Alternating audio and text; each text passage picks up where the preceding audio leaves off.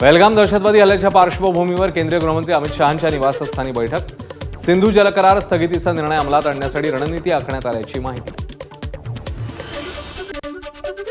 पहलगाममध्ये झालेल्या हल्ल्यानंतर लोकसभेचे विरोधी पक्षनेते राहुल गांधी श्रीनगरमध्ये आर्मी रुग्णालयात जाऊन पहलगाममधल्या दहशतवादी हल्ल्यातल्या जखमी झालेल्या नागरिकांची घेतली भेट। संपूर्ण देश दहशतवाद विरोधी कारवायात सरकारसोबत, जखमींची भेट घेतल्यावर राहुल गांधींचं वक्तव्य।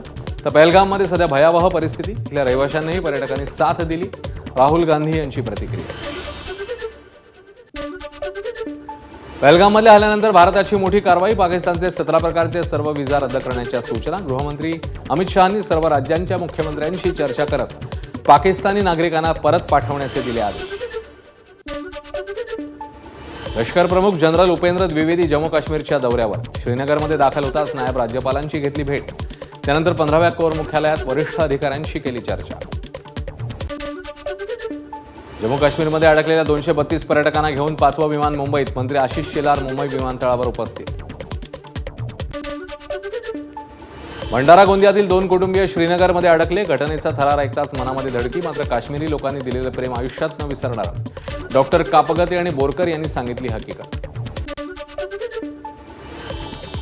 पहलगाममधल्या महिला पर्यटकांच्या व्हिडिओवर संताप व्यक्त, आम्ही काश्मीरमध्ये एन्जॉय करतोय, पहलगाममध्ये थोडीशी गडबड झाली पण इतना तो चलता है, अशा आशयाचा व्हिडिओ। काश्मीरच्या बैसरन व्हॅलीमध्ये हल्ला झाला तेव्हा पर्यटक तिथून पळून गेले, त्यावेळी पर्यटकांसाठी तयार करण्यात आलेली मॅगी तशीच पडल्याची दृश्य। एबीपी माझा, उघडा डोळे बघा नीट।